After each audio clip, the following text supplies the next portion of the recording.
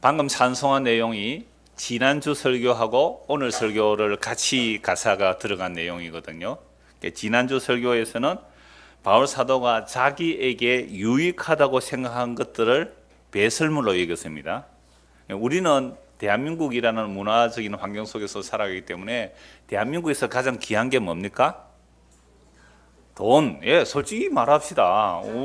우리 대한민국은 자본주의 사회거든요. 자본주의 사회는 뭐가 가장 큰 힘이에요? 돈이 가장 큰 힘이에요. 그래서 돈, 이게 가장 귀해요. 가장 유익해요. 그러니까 돈 버는 거 가장 중요하죠. 자, 그런데 이게 갑자기 뭐로 보인다고요? 배설물로. 예, 똥이다 이 말이죠. 그러면 돈이 갑자기 배설물로 보입니까? 여러분, 화장실에 갔습니다. 재래식 화장실이에요. 자, 주머니 바지를 벗다가 보면 동전이 흘릴 수 있어요. 10원짜리는 포기하겠죠. 500원 정도는 포기합니까? 저는 갈등되던데요. 500원짜리인데 500원짜리인데 씻으면 되잖아요. 빡빡 500원짜리. 그게 금반지가 빠졌다. 실제로 제가 아는 그 목사가요, 그 화장실에 가서 오래 볼 일을 보니까 반지를 만지작 하다 뺐대요. 이게 빼서 만지마다 흐르는데요. 근데 그게 결혼 반지래요. 어떻게 했을까요? 다 폈대요. 다 펴서. 그게 저 김해에 있어요. 황윤만 목사라고. 이 김해. 실제 정말 그 똥을 다 퍼냈대요. 재래식을 다 퍼냈대요. 그래서 결국은 반지 찾았대. 긁어가지고. 결혼 반지니까. 자, 그렇다면 정말로 우리가 지금까지 살아오면서 나에게 가장 귀하다고 여긴 그것이 정말로 배설물로 여겨졌느냐 이 말이거든요. 그러니까 바울은 자기가 유익한 게 뭐였어요? 태어날 때부터 우리나라식으로 말하면 금수저 물고 태어난 거예요. 그건 돈 많다는 얘기 아니에요? 유대인 중에 유대인. 그죠? 태어나면서 정말 아버지 엄마가 다 유대인이고 난지 8일 만에 할례 받고 바리새 팔고 열심으로는요, 얼마나 열심으로 했는지 율법 613개를 다 외우고 다 지킨 사람이에요. 그럼 바리새인 되는 거 시험 쳐서 들어갑니다. 아무나 바리새인 해주는 거 아니에요. 그 바리새파 들어가면 존경받아요. 그리고 가말리엘이라는 문화 속에서 배운, 정말로 뭐 우리나라식으로 말하면 옛날에, 지금은 안 그렇습니다만 옛날에는 KS 마크라 그랬어요.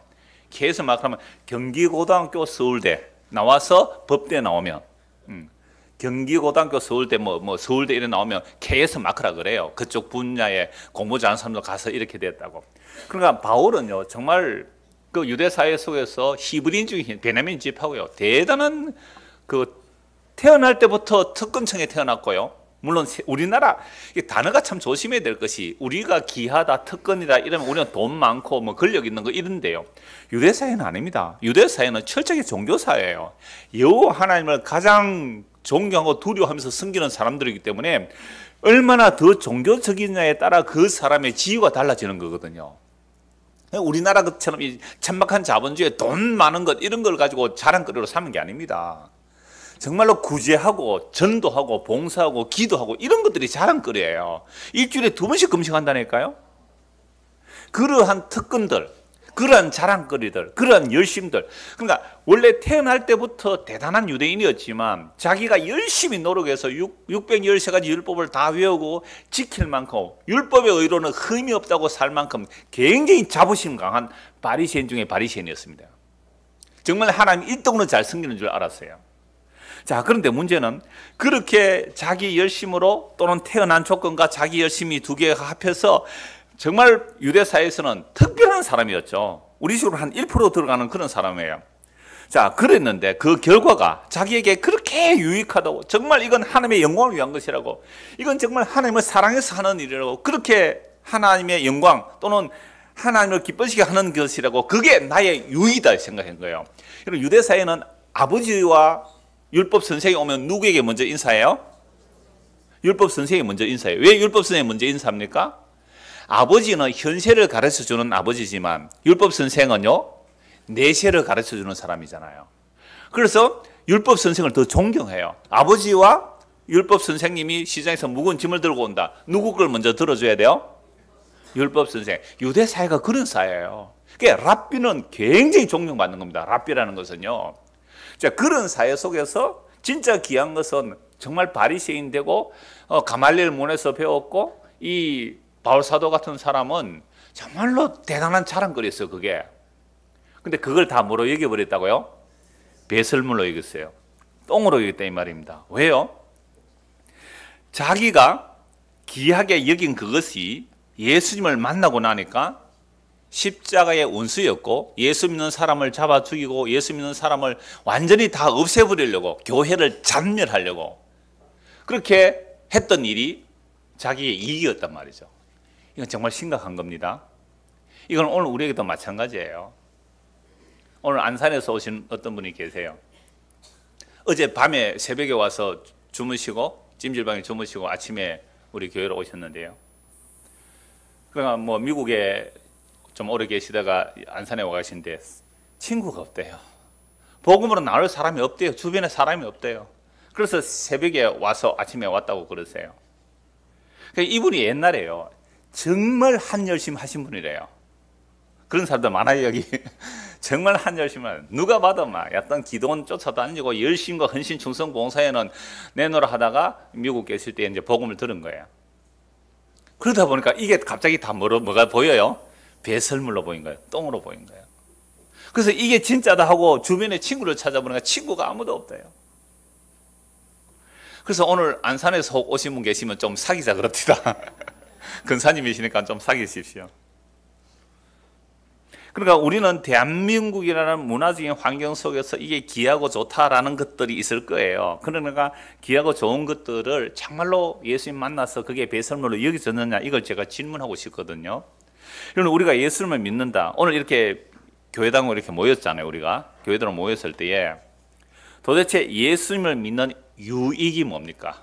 오늘 이렇게 모여서 이 비 오는 날에 예수 믿는 이 유익이 뭐예요? 우리에게? 제가 이런 질문을 할게요. 여러분, 예수 믿 중고등 학생도 한번 대답해 보세요. 예수 믿지 않는 사람하고 예수 믿는 사람이 세상의 그 어떤 것을 얻기 위하여, 우리는 가장 귀한 게 돈이라 그랬으니까, 그러니까 예수 믿는 사람과 예수 믿지 않는 사람이 세상의 어떤 돈이라는 가치, 그 돈이라는 가치를 얻기 위해서 똑같은 노력을 했을 때에 누가 더 잘 얻겠습니까? 우리 중고등학생 한번 대답해 보세요. 예수 믿지 않는 사람하고 예수 믿는 사람하고 똑같이 세상의 가치를 얻기 위해서 똑같은 노력을 했습니다. 그러면 누가 더 잘 얻겠어요? 누가 더 잘 얻겠어요? 예수 안 믿는 사람요? 우리 성경은 예수 안 믿는 사람이 더 잘 얻는다 그래요. 왜요? 왜 예수 안 믿는 사람이 더 잘 얻을 수 있어요? 답은 알고 있는데 과정을 잘 몰라요. 이런 수학 문제 풀 때 과정도 잘 풀어야 됩니다. 자, 대답 잘 했어요. 어려서부터 복음을 들으니까 이렇게 대답은 하는 거예요. 그런데 똑같은 노력을 했다면 똑같이 얻는 게 맞아요. 똑같이 얻는 게 맞는데 제가 생각하려고 말씀드리려고 했던 것보다 더 한 단계 높은 대답을 해서 좀 설명해야 되겠어요. 갑자기 제가 헷갈려 버렸습니다. 그게 뭔 얘기냐면 예수 믿는 사람과 예수 믿지 않는 사람이 똑같은 것을 추구했을 때 이 세상에 속한 겁니다. 우리는 흔히 교회 다니는 사람이 더 잘 얻는다 생각을 해요. 왜요?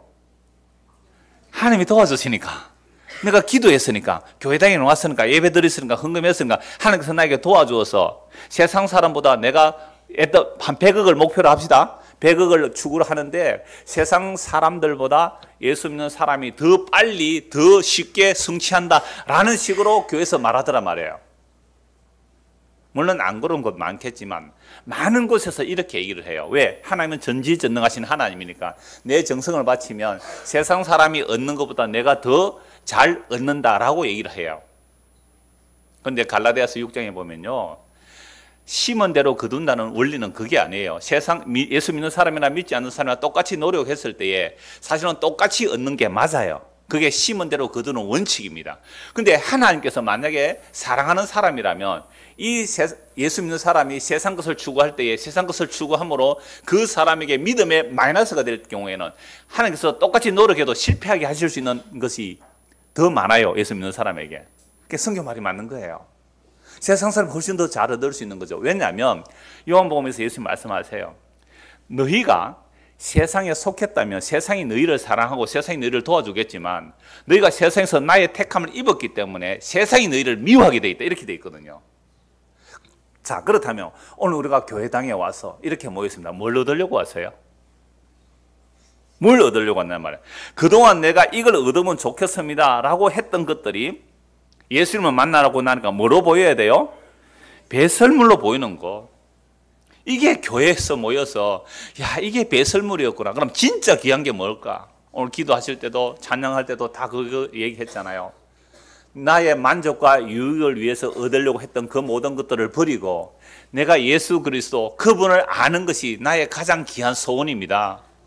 이게 예수 믿는 거예요. 오늘 이 얘기를 하는 겁니다. 그래서 이 얘기하기 위해서 큰 두 가지 주제가 있는데 하나는 그의 죽으심을 본받는 이야기고요. 하나는 그에게 사로잡힌 바 된 요 두 가지 이야기를 하려고 해요. 자, 지난주에 본 7절, 9절 다시 한번 보겠습니다. 빌립보서 3장 7절에서 9절 같이 읽읍시다. 그러나 무엇이든지 내게 유익하던 것을 내가 그리스도를 위하여 다 해로 여길 뿐더러 또한 모든 것을 해로 여김은 내 주 그리스도 예수를 아는 지식이 가장 고상하기 때문이라. 내가 그를 위하여 모든 것을 잃어버리고 배설물로 여김은 그리스도를 얻고 그 안에서 발견되려 함이니 내가 가진 의는 율법에서 난 것이 아니요 오직 그리스도를 믿음으로 말미암은 것이니 곧 믿음으로 하나님께로부터 난 의라.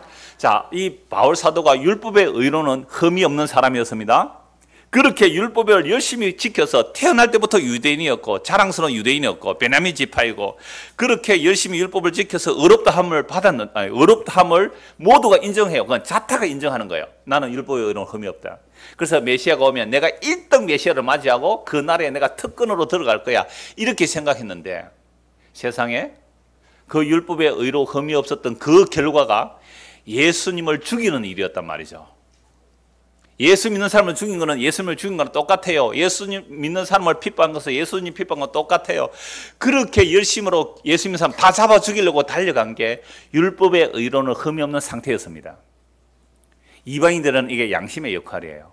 그래서 양심이 깨끗한 사람, 정말 하늘을 우러러 한 점 부끄러움 없게 살아왔던 양심 깨끗한 사람도 이 율법 지킨 사람은 똑같아요. 그러니까 예수님 배척할 사람이라 이 말입니다.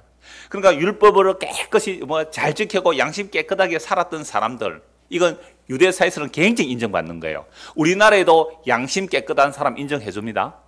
권력 없어도 돈 없어도 정말 양심적으로 살고 자기의 사이익을 추구하지 않고 공익을 위하고 자기를 희생하고 다른 사람을 위해서 살았던 사람들, 정말 양심 바르게 살아온 사람 굉장히 칭찬한단 말이에요.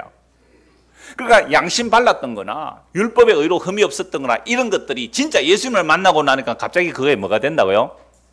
배설물이 됩니다. 똥이 됩니다.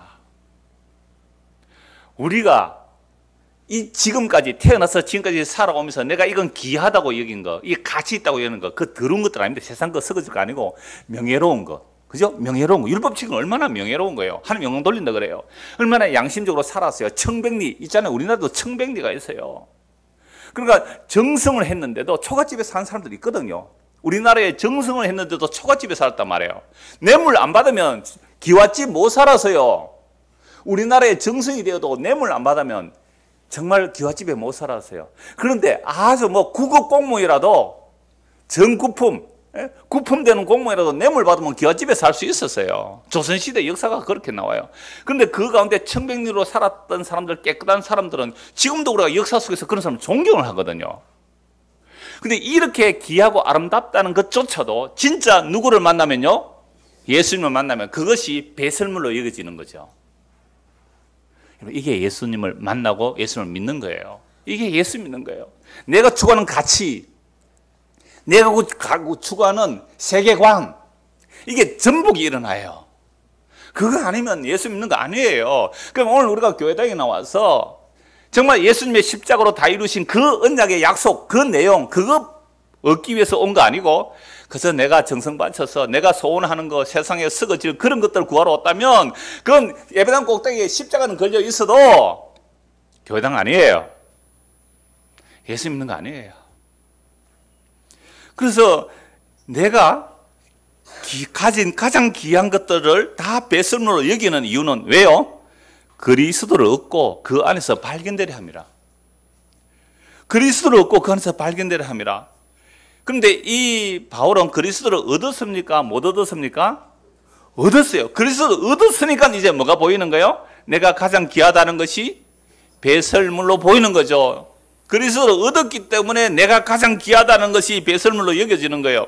그러면서 내 안에 그리스도가 아는 것 가장 이게 고상한 것입니다 라고 하면서 이제 내가 가진 의는 나의 행위로 나온 의가 아니라 오직 믿음으로 말미암아 나온 의입니다. 예수님을 믿음으로 의롭다로 받는 이 의입니다. 이게 있기 때문에 나머지를 배설물로 여기는 거예요. 이제 오늘 본문 10절입니다. 같이 읽읍시다. 내가 그리스도와 그 부활의 권능과 그 고난에 참여함을 알고자 하여 그의 죽으심을 본받아. 자, 문장을 나누면요, 세 가지죠. 내가 그리스도를 알고 그 부활의 권능을 알고 그 고난에 참여함을 알려고 뭐 한다고요? 그의 죽으심을 본받아. 그래서 처음 설교 제목은 죽으심을 본받아라고 했어요. 그런데 오늘 그 12절 문장까지 가야 되니까 제가 잡힌 바 된 것을 이렇게 제목으로 바꿨는데요. 그러니까 내가 그리스도와 그 부활의 권능과 그 고난의 참여함을 알고자 뭘 본받는다고요? 죽으심을 본받는다는 거죠. 지금 여러분, 예수님의 죽으심을 본받는다? 우리는 잘 몰라요. 예수님의 죽으심이 어떤 죽음인지. 여러분, 2000년 전에 예수님의 죽으심이 어떤 죽음이에요? 십자가에서 달려 죽는 죽음은요, 유대인들이 보면 저주받아 죽는 죽음이에요. 나무에 달려 죽는 자는 저주받아 죽는 죽음이라고 신명기 21장 23절에서 말씀해요. 그러니까 누가 봐도 예수님의 죽음은 뭐로 보여요? 저주받아 죽는 죽음이에요.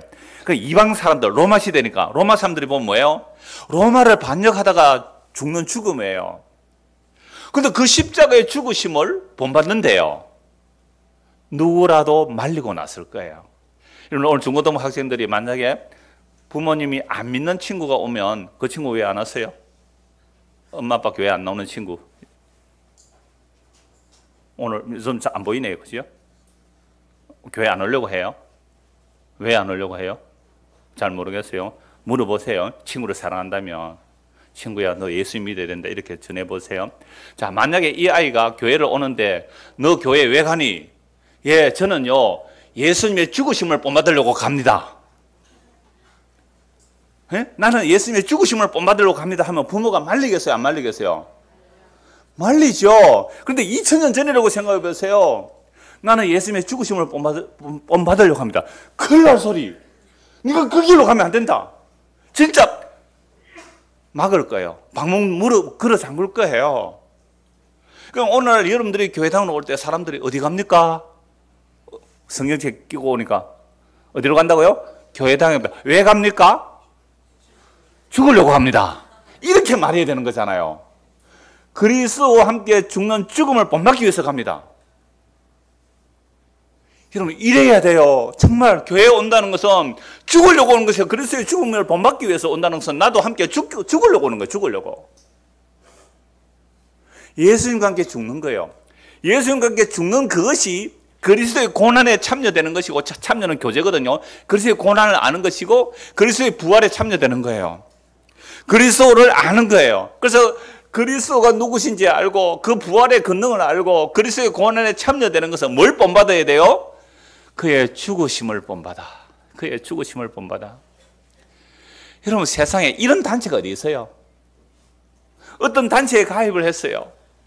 죽으심을 본받는 게 그게 취향으로 나올 수 있어요? 죽으심을 본받는 게 아직 우리는 덜 죽는 거니까 취향이라고 제가 얘기한 거예요. 정말로 죽으심을 본받아. 이건요, 만약에 자식이 어머니 아버지 저 교회 가겠습니다. 교회 가면 뭐 죽는데? 뭐 주는데? 예, 교회 가면요 죽습니다. 뭐시라고? 교회 가면 죽는 거래요. 그게 어떤 죽음인데 알죠? 어떤 죽음인데? 나의 욕망에 대해서 죽는 겁니다. 내 꿈과 비전에 대해서 죽는 겁니다. 세상 영광에 대해서 죽는 겁니다. 나의 자존심이 죽는 겁니다. 나의 자아가 죽는 겁니다. 그리스도로 만족하는 삶입니다. 부모가 말리겠어요? 가라 하겠어요? 부모가 그런데 교회를 가요. 부모가 굉장히 부자예요. 자녀가 있어요? 아버지 어머니 어디 가십니까? 내가 교회 간다. 교회 왜 갑니까? 자기를 부인하러 간다. 내 이 모든 것들이 배설물이기 때문에 이걸 버리러 간다. 교회 가서. 아버지 어머니 그러지 마십시오. 저에게 버리고 가십시오. 그러지 않겠어요? 저에게 버리고 가십시오. 교회당에 가서 버리지 마시고 저에게 버리고 가십시오. 말릴 거예요. 그래서 그리스도의 죽으심을 본받는다. 제발 우리가 50년 교회 다니면서 단 한 번이라도 나는 오늘 교회당에 가면서 나는 예수님의 죽으심을 본받아야지. 나는 그리스도와 함께 죽어야지. 이렇게 오신 적이 있습니까? 찬양대원들 그렇게 오셨어요? 뭘 얻으려고 오셨어요 그러면? 이쪽을 물어야지 그러면. 뭘 얻으려고 오셨어요? 진주서에까지. 예수님과 함께 죽으려고 오셨어요? 그렇게 오셨대요. 진주서에까지 그리스도와 함께 죽으려고 오셨대요. 여러분 뭐 다른 긴 설교가 뭐 있어요? 이거 하나만 제대로 알면 돼요. 자, 우리가 교회로 모인다. 왜 모인다고요? 그의 죽으심을 본받기 위하여. 그의 죽으심에 참여되기 위하여. 그 고난에 참여되기 위해서. 그래서 그의 죽으심을 본받는 그 안에, 그걸 십자가라 그래요. 그 안에서만 뭘 알 수 있어요? 부활의 권능을 알 수 있어요. 그 안에서만 그리스도를 알 수가 있는 겁니다. 그러니까 오늘 우리가 예수를 믿는다는 것은 그의 죽으심을 본받는 거예요. 정말 교회당에 십자가 걸어놨다고 해서 교회당이 아니에요. 그 안에서 무엇이 선포되는 것을 봐야 돼요. 그 안에 무엇이 선포되는지를. 사람들이 이렇게 말해요. 뭐 내가 뭐 그 목사 보고 교회 가나 하나님 보고 가지. 그건 절에 가는 사람이 하는 얘기예요. 절에는요 정말 그래요. 내가 아는 어떤 후배가 정말 그 절에서 요즘 뭐 전에 한동안 막 이렇게 교회 때리더니 뭐 PD 수첩 뭐 이런 데서 그죠? 이제는 조계종도 한번 때리더라고요. 조계종 한번 때리던데. 그러니까 아니 중이 그런데 당신 왜 여기 옵니까? 그러니까 그 보살님이 그러더래요. 내가 뭐 중 보고 오나 부처님 보고 오지 이러더래요. 근데요 교회는 복음의 선포예요. 복음의 선포. 정말 절에 가는 마음으로 가려면 어느 교회 가도 무슨 상관이 있어요. 정말로 그리스도의 복음, 십자가의 복음, 예수님 왜 와요? 교회 왜 와요? 나는 이거 얻으려고 와요. 나는 저거 얻으려고 와요. 난 인정받고 싶어 와요. 그럼 사람들 안에 인정 욕구가 있거든요. 인정받고 싶어 와요. 그런 거 교회 안 해요. 뭘 인정을 해요. 우리는 그리스도의 죽음을 본받는 자리입니다. 예수님과 죽기 위해서 오는 겁니다. 그것만이 사는 길이에요. 그런데 문제는 누가 죽기 위해서 교회당에 오는 사람이 있느냐 이 말입니다. 정말 우리가 교회당에 처음 발딛고 어떤 사람은 엄마 뱃속부터 왔다는 사람이 있는데 어떤 사람은 뭐 이런저런 모양으로 왔다고 그러는데 정말 내가 처음 교회에 올 때 나는 예수 그리스도와 함께 십자가에 못 박혀 죽기 위하여 왔습니다 라고 하시는 분 손 한번 들어보십시오. 정말로 나는 예수님과 함께 십자가에 못 박혀 죽기 위하여 내가 교회당에 왔습니다. 한 분 계세요. 기적입니다. 이거는 기적이에요. 정말 내가 그리스도와 함께 십자가에 못 박혀 죽기 위하여 오는 거죠. 죽기 위하여. 이 죽는다는 것은 단지 무슨 죽음 아니에요? 그냥 생물학적 그런 죽음 아니에요. 정말 자아의 무너짐이에요. 자존심의 무너짐이에요. 내 가치관의 무너짐이에요. 정말 그리스도가 내 안에 살고 내가 그리스도 안에 사는 그 관계에 들어가는 것. 이걸 죽으심을 본받는다는 말이죠. 자, 그래서 그 죽으심을 본받아. 왜 죽으심을 본받아야 됩니까? 11절 같이 읽읍시다. 어떻게 해서든지 죽은 자 가운데서 부활에 이르려 하느냐. 그러면 죽으심을 본받는 것이 어디에 들어가는 거예요? 죽은 자 가운데서 부활에 이르는 거죠. 그러니까 우리가 예수 그리스도의 그 부활에 참여되는 것은 일단 이 역사 속에서 뭐에 참여돼야 돼요? 죽으심을 본받아. 모든 사람이 죽습니다. 모든 사람이 죽어요. 죽음 이후에 끝이 아니에요. 죽음 이후에 심판이 있어요. 생명이 있는 자는 생명의 부활로, 생명이 없는 자는 심판의 부활로 나올 거예요. 그러니까 우리가 예수를 믿는다는 것은 죽으심을 본받는데 예수의 죽으심을 본받으면 그 안에 부활의 생명이 참여되는 거란 말이죠. 그래서 나는 어떻게 해든지 죽으심을 본받아 어떻게 해서든지 죽은 자 가운데서 부활에 이르라 하노라. 제가 조금 전에 질문했잖아요. 정말로 우리가 교회당에 나올 때에 나는 그리스도와 함께 죽으심을 본받기 위해서 나왔습니다. 그런 자가 없단 말이에요. 그런데 어떤 사람이 있더라고요. 한 사람 손 들었잖아요. 정말 나는 예수 그리스도와 십자가에 못 박혀 죽기 위해서 왔습니다 라는 그 사람은 뭐에 참여된다고요? 부활에 참여되는데 내가 그리스도와 함께 죽기 위해서 나올 사람이 없어요. 사실은 누가 죽기 위해서 교회 나와요? 죽기 위해서, 살기 위해서 나오죠. 살기 위해서 나왔을 뿐만 아니라 어떻게 살기 위해서? 더 잘 살기 위해서. 그 잘 산다는 말도 세상적 개념이에요. 내가 세상 사람들에게 인정받고 칭찬받고 저 사람 예수 믿더니 집안도 잘 되고 자식도 잘 되고 그냥 세상에 성공하네, 이런 소리 들으려고 온 거잖아요. 그건 내가 잘 되기 위해서 교회 온 거잖아요. 그래서 책 제목도 잘 되는 나가 있다. 잘 되는 나. 도대체 뭐가 잘 되는 거예요? 그러니까 내가 그리스도의 죽으심을 본받기 위해서 교회에 나올 수는 없어요. 우리 인간들이. 누가 그렇게 나와요? 우리의 모든 인간의 행동은 나의 이익을 챙깁니다. 나의 이익을. 우리의 행동에는요, 반드시 행동에 대한 대가를 기대한단 말이에요. 공부 왜 열심히 해요? 성적 올라가려고. 성적 올리면 좋은 대학 가고 좋은 회사 취직한다고. 이 좋다는 개념도 전부 세상 개념입니다. 교회 다니는 왜 와요, 그러면? 또 묻습니다. 교회 다니는 왜 와요?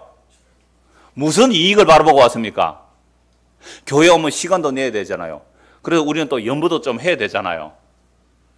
비록 주변에 이름은 안 내더라도 양심이지.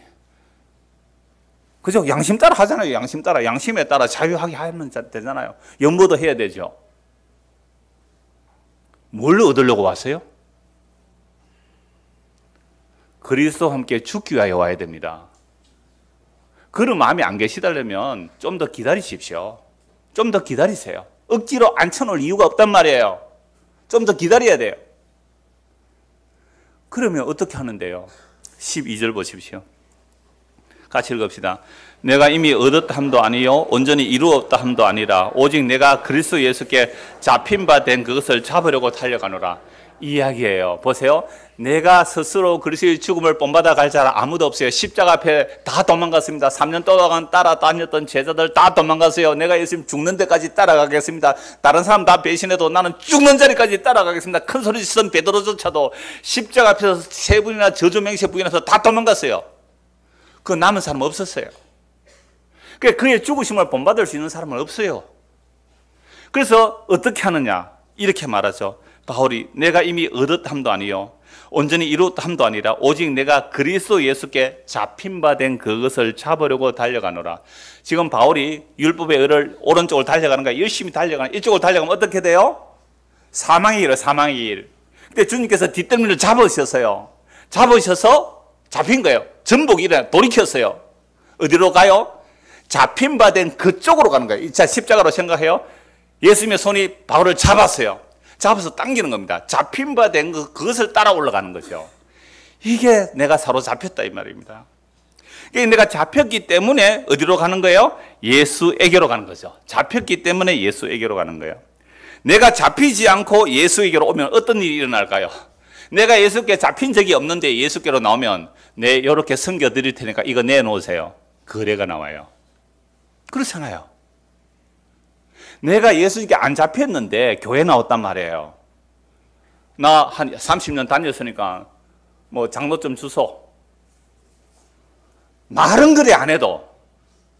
나 이 교회에 한 2대 3대 충성했으니까 우리 집안에 장로 하나 세워주소. 압력이 나올 수밖에 없어요.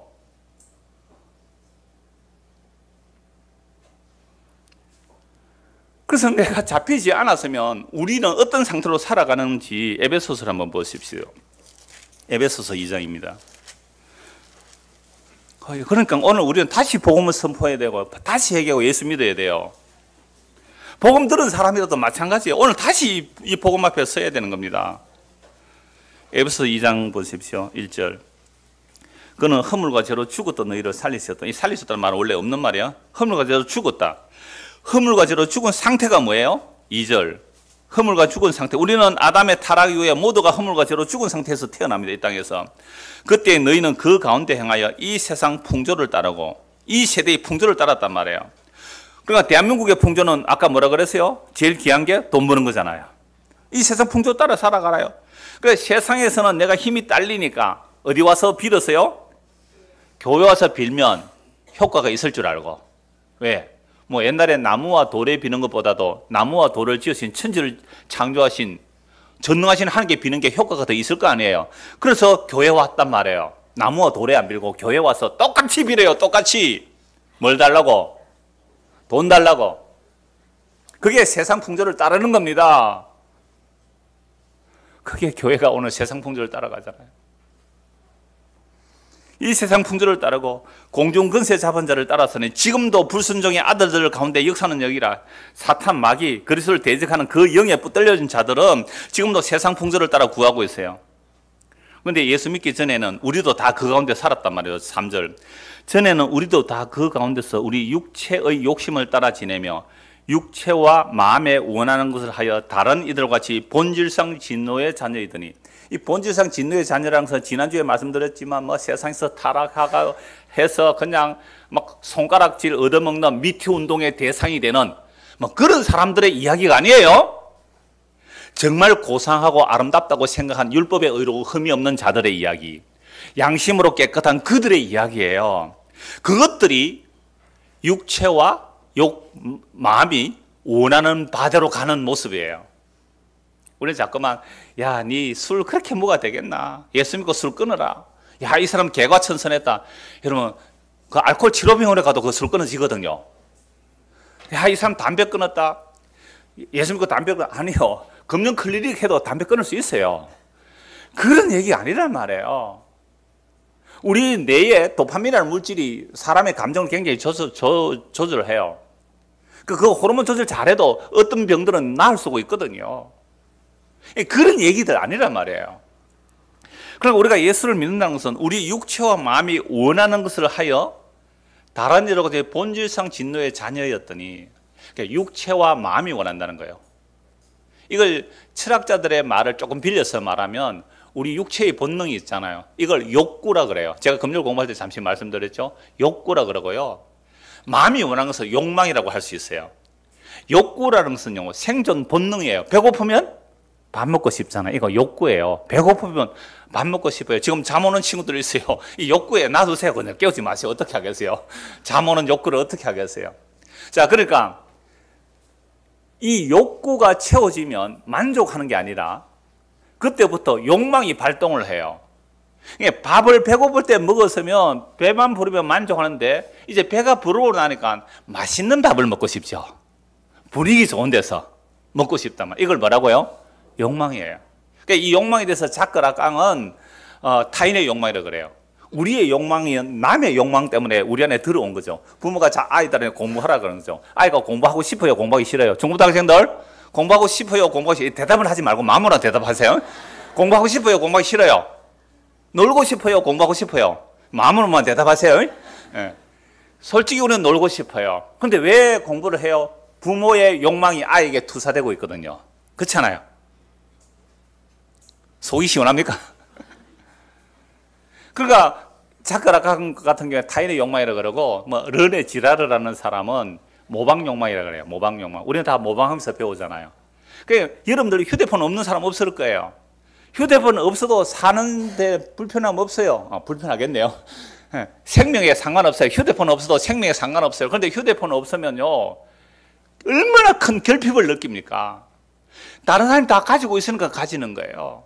휴대폰이 없을 때는 휴대폰에 대한 욕망이 없었거든요.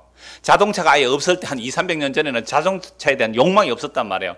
해외여행 개념이 없을 때는요, 해외여행에 대한 욕망이 없었어요. 이게 끊임없이 욕망이 생기는 거죠. 이게 뭐예요?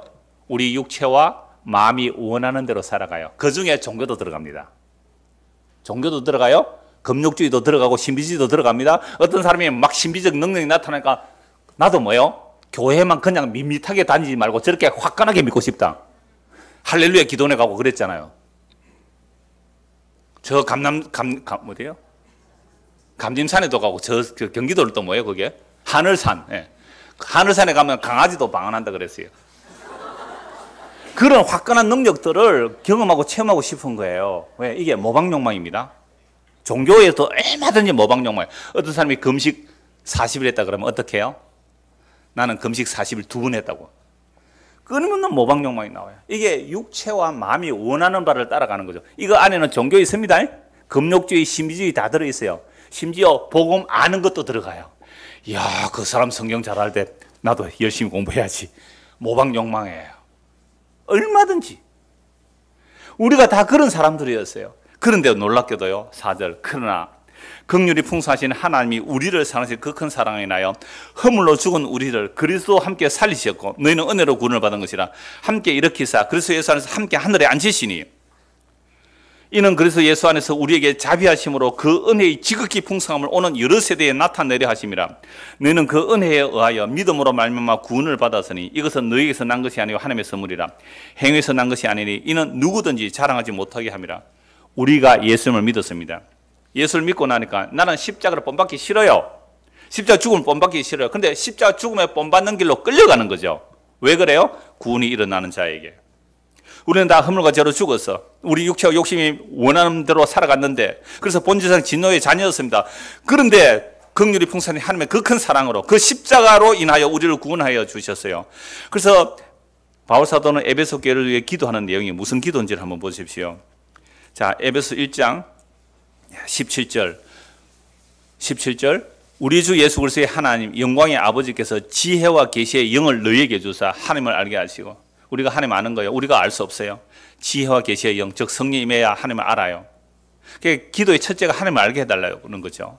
자, 그렇게 하나님을 알게 되면 18절에 마음의 눈을 밝히사 그의 부르심의 소망이 무엇이며 성도 안에서 그 기업의 영광의 풍성함이 무엇이며 그의 힘의 위력으로 역사심을 따라 믿는 우리에게 베푸신 능력의 지극히 크심이 어떤 것을 너희로 알게 하시기를 구하노라. 우리가 평소에 기도하는 내용이 여기 있습니까? 없습니까?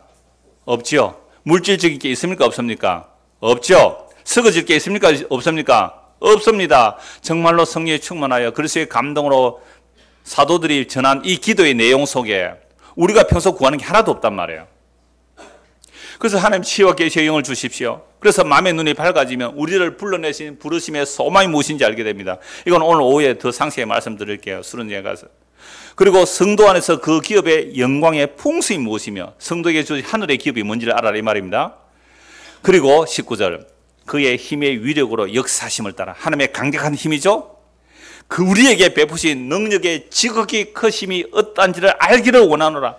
하나님의 강력한 능력으로 일하신 그 강력한 능력 우리에게 베풀어 주신 우리에게 베풀어 주신 하나님의 강력한 능력이 뭘까요?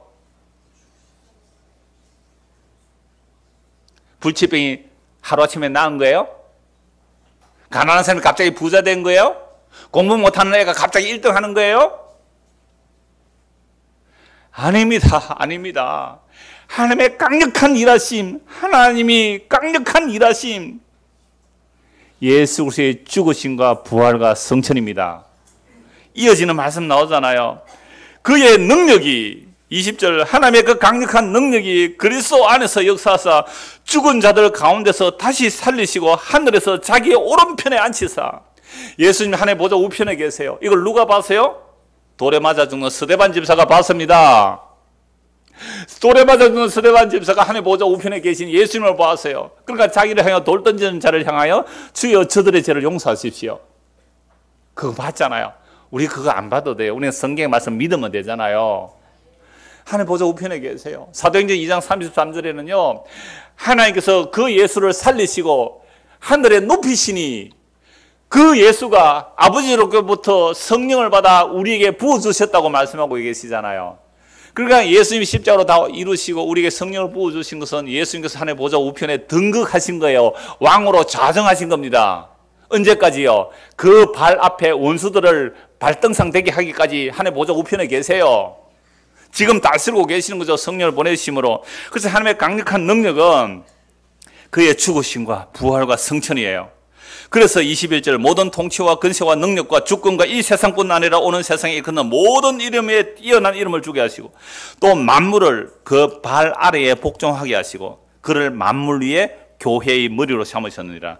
교회는 그의 몸이니 만물 안에서 만물을 충만하게 하시는 이의 충만함이라. 우리가 교회로 모였습니다. 누가 우리의 머리세요? 예수님이 머리세요. 이 예수님의 만물을 충만하게 하시는 분의 충만이에요. 그러니까 예수님이 우리 안에 계시면 나는 뭐해요? 충만이에요. 뭐가 없어도?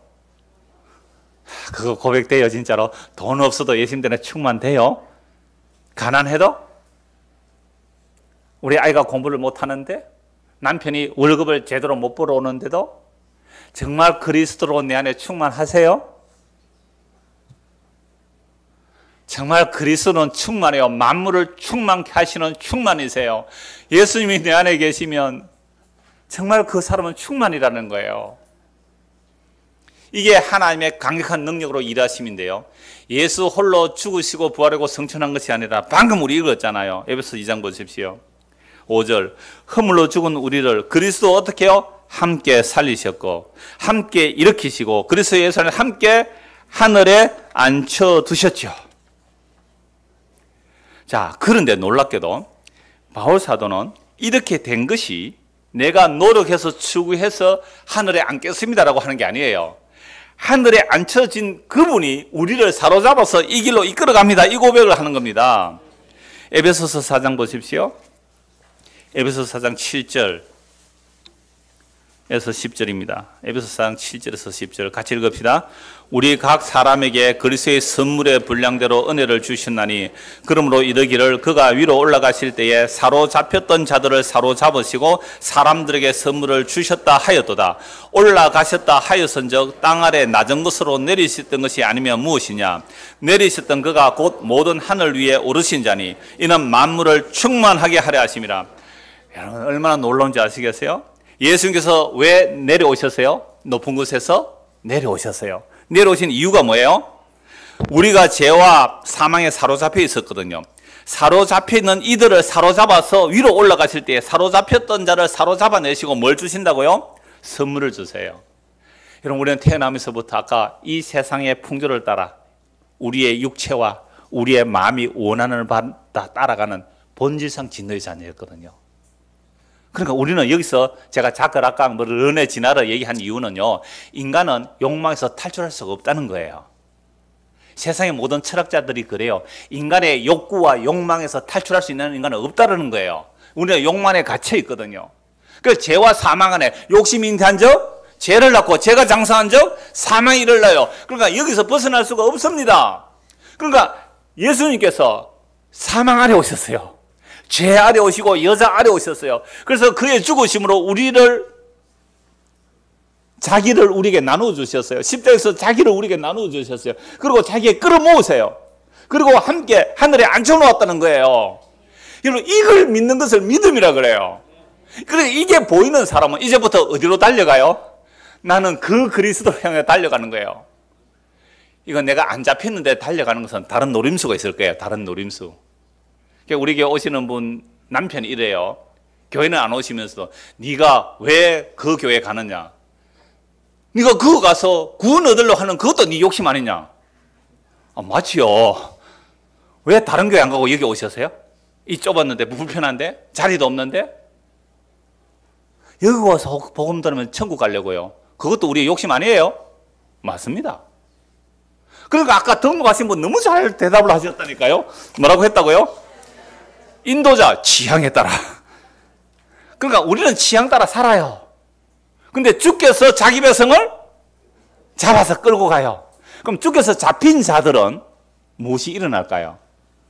그동안 내가 귀하다고 생각했던 것들이 귀하지 않게 여겨지고 성경의 이 말씀이 글자가 살아서 눈에 푹푹 들어와요. 글자가 막 커요 이게. 뭐 홈런 잘 치는 사람들은요 야구공이 갑자기 축구공만 하게 온대요. 홈런이라고. 야구공이 안 맞을 때는 야구공이 탁구공처럼 보니까 안 맞는 거예요.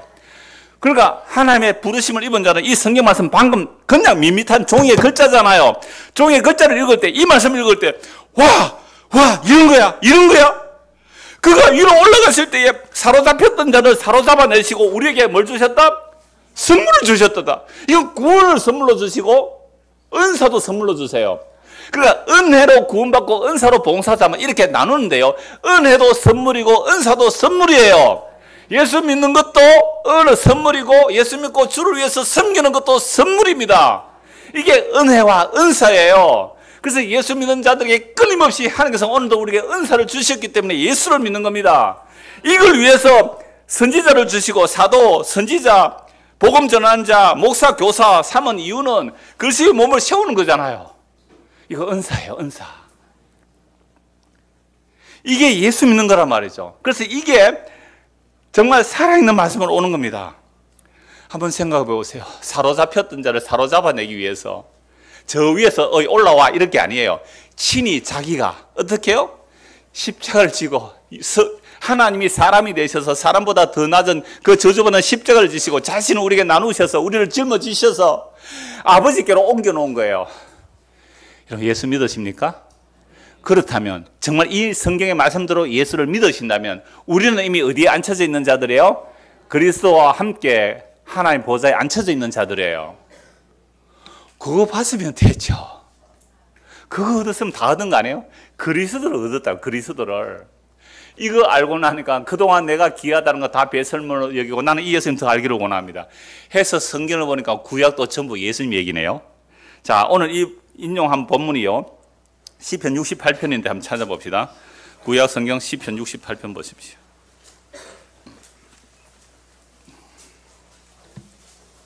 오늘 오후 설교도 없고 5시까지 가야 되니까 뭐 천천히 해도 되겠습니다. 정말 여유가 넉넉합니다, 지금. 시편 68편. 18절 한번 보십시오. 시편 68편. 18절. 주께서 높으신 곳으로 오르시며 사로잡은 자들을 취하시고 선물들을 사람들에게서 받으시며 반역자들로부터 받으시니 여호와 하나님이 그들과 함께 계시기 때문이라. 자, 여호와 하나님께서 사로잡힌 자를 사로잡아내시고 사로잡은 자들에게 뭘 받으세요? 선물을 받는다 그러잖아요. 여러분들이 정말 감옥에 갇혀 있었는데 어떤 힘 있는 사람이 감옥에 끄집어내준 사람에게 뭐라고 해야 돼요? 우리는 감사합니다 하고 뭐 선물이라도 드려야 되잖아요. 이 구약적 개념이에요. 구약에서 적에게 사로잡혀 있을 때에 그 적들을 사로잡아내면 사로잡아내준 그 왕에게 선물을 드리는 게 마땅해요. 안 그래요? 누구나 그렇게 해야 되는 거예요. 그러니까 약한 나라가 있을 때에 그러니까 일본이 우리를 쳐들어왔습니다. 일본이. 그럴 때 어느 나라가 와요? 중국이 우리나라를 도와주러 오잖아요. 그럼 우리나라는 중국에 어떻게 해야 돼요? 선물해야 되잖아요. 그러니까 구약시대에 그랬던 거예요. 그런데 바울이 대담하게 말씀을 바꿔버려요. 어떻게 해요? 사로잡힌 자를 사로잡아내는데 그들에게서 선물을 받는 게 아니라 어떻게 해요? 선물을 준다. 아니 허물과 죄로 죽었는데 그들을 끄집어냈단 말이에요. 예수의 십자가에 죽음을 끄집어냈어요. 그럼 우리 예수님께 뭐 해야 돼요? 감사합니다 하고 선물을 드려야 되잖아요. 그런데 선물을 오히려 주신대요. 구약에 감춰졌던 것들이 사도를 통해 드러나는 거예요. 사로잡아 내시고 우리에게 선물 내놔. 뭐 가져왔어 지금? 이러시는 게 아니라 뭘 하신다고요? 선물을 주신다고요. 그래서 여호와는 용서하세요. 자, 17절 보세요. 17절, 시편 68편 17절. 하나님의 병거는 천천히요 만만이라 주께서 그 중에 계심이니 신의 산 성소에서 계신 같도다. 자, 하나님께서는 뭐라고요? 병거가 천천히요 만만이라는 것은 하나님의 이길 자가 없단 말이에요. 그분이 승리해서 사로잡은 자를 사로잡아내시고 선물을 받는다 했는데 신에서 선물 준다 그러잖아요. 선물을 준다는 말씀이 뭘까요? 19절 보세요. 19절 같이 읽읍시다. 시작. 날마다 우리 짐을 지시는 주 곧 우리의 구원이신 하나님을 찬송할지어다. 아니 사로잡아낸 자에게 선물 받는다 하고 그 이어지는 말씀 우리의 짐을 날마다 지세요. 오늘도 주님께서 우리의 짐을 지세요. 그래서 20절 보십시오. 하나님은 우리에게 구원의 하나님이시라. 사망에서 벗어나면 주 여호와로 말미암거니와 그의 원수들의 머리 곧 죄를 짓고 다니는 자의 정수리는 하나님이 쳐서 깨뜨리시로다. 그러니까 하나님께서 그 머리를 죄악의 그 원수들을 깨뜨려버리는 게 십자가 아닙니까? 다시 에베소서 4장 8절 보십시오. 그러므로 이르기를 그가 위로 올라가실 때에 사로잡혔던 자를 사로잡으시고 사람들에게 선물을 주셨다 했도다. 올라가셨다 하였은즉 땅 아래 낮은 곳으로 내리셨던 것이 아니면 무엇이냐? 내리셨던 그가 곧 모든 하늘 위에 오르신 자니 이는 만물을 충만하게 하려 하심이라. 얼마나 놀라운 말씀이에요. 그러니까 오늘 본문 다시 한번 보시죠. 오늘 본문 보십시오. 빌립보서 3장 11절 10절부터요. 10절부터 12절. 이게 자꾸 반복해서 읽어야 됩니다. 같이 읽읍니다. 10절에서 12절. 내가 그리스도와 그 부활의 권능과 그 고난의 참여함을 알고자 하여 그의 죽으심을 본받아 어떻게 해서든지 죽은 자 가운데서 부활에 이르려 하노니 내가 이미 얻었다 함도 아니요 온전히 이루었다 함도 아니라 오직 내가 그리스도 예수께 잡힌 바 된 그것을 잡으려고 달려가노라. 우리가 그리스도의 죽으심을 본받을 수 없어요, 인간들은. 그런데 그리스도께서 잡힌 바 되니까 그 죽으심, 십자가를 본받아 그리로 달려가더란 말이죠. 그 십자가의 죽으심을 본받는 자들은 고난에 참여되고 부활의 권능에 참여되고 그리스도를 아는 일에 참여되는 거예요. 이게 영원한 생명이라는 거죠. 그런데 바울은요, 이미 아까 에베소 1장에 보니까 하나님의 강력한 일하심이 예수님의 죽으심과 부활과 성천인데 에베소 2장에 보니까 성도도 어떻게 해요? 함께 살리고 일으켜서 하늘에 앉혀놓았단 말이에요. 이미 하늘에 승리한 그 영광의 보좌에 앉아 있는데도 달려간대요. 왜? 이 역사 속에서. 이 시간과 공간의 역사 속에서 우리는 주님을 해서 달려가는 거죠. 전에는 멸망의 길로 달려갔는데 주께서 잡았기 때문에 생명의 길로 달려가는 거예요. 근데 생명의 길로 달려가는 이 모습이 세상 사람 볼 때는 어디로 가는 것 같아요? 죽는 길로 가는 것 같아요. 근데 이게 진짜 사는 길이에요. 성경 한 번 보고 마무리합시다. 구약 성경 신명기, 사로잡았다는 말이 뭔지를 신명기 33장입니다. 이 말씀 보고 마무리하겠습니다. 신명기 33장 26절.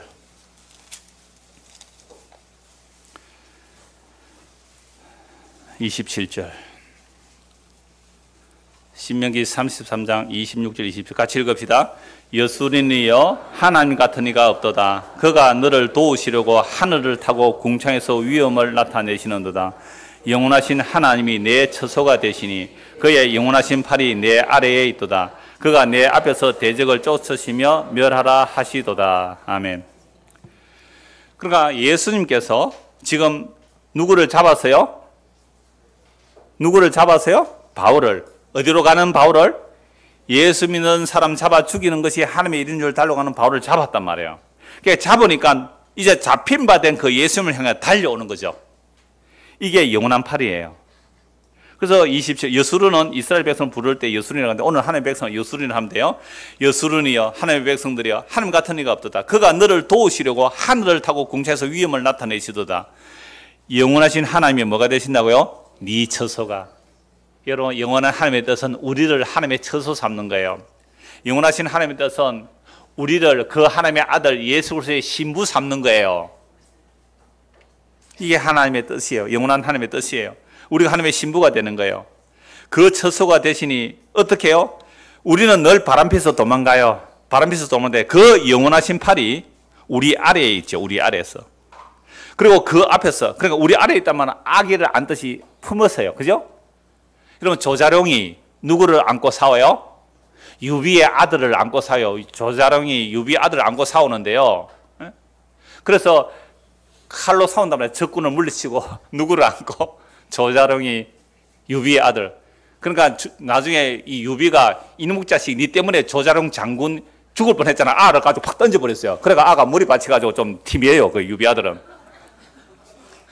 자, 그런데 우리 하나님은 그 영원한 팔로 안 놓으세요. 절대로 안 놓으십니다. 무슨 팔이기 때문에? 영원한 팔이 우리 안에서 안고 가요. 영원한 팔이. 그래서 예수님의 십자가는 하나님의 모든 약속을 완성했어요. 예수님의 팔이 나갑니다. 이 영원한 팔이 예수의 팔이에요. 예수의 팔이 오른쪽으로 뻗어나가요. 구약으로 뻗어가요. 누구를 잡아요? 아담을 잡아서 그리스도에게로 끌어당겨요. 에녹을 잡아서, 노아를 잡아서 아브라함과 모세와 다윗과 구약의 하나님의 백성들을 잡아서 예수 그리스도 안으로 들어와요. 이 팔이 2000년 전에 십자가에서 다이루신 그 예수님의 팔이 오늘 하연을 잡으러 와요. 예수님의 팔이 축축축축 늘어서 하연을 잡아서 당겨와요. 선교야.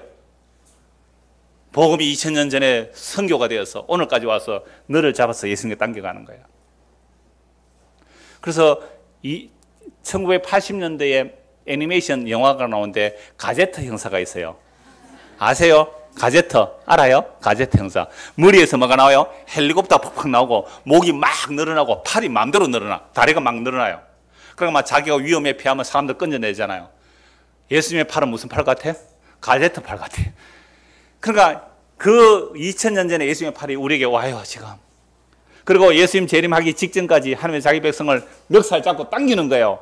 잡혔어요. 잡혀야 돼요. 잡혀서 당겨가는 거잖아요. 내가 잡혀서 잡힌 바 된 그것을 향해 달려. 잡혀서 쭉 당겨요. 아담으로부터 오고 올 세대, 예수님 재림 직전까지 하나님 자기 백성들을 예수의 영원한 팔이 잡아서 당겨오는 거예요. 당겨와요. 순순히 딸려와요. 반항해요. 순순히 와요. 반항해요. 반항해요. 이럴 수 있습니까? 나는 이렇게 살려고 안 했어요. 그런데 영원하신 팔이기 때문에 그 팔이 우리를 잡아 당겨가요.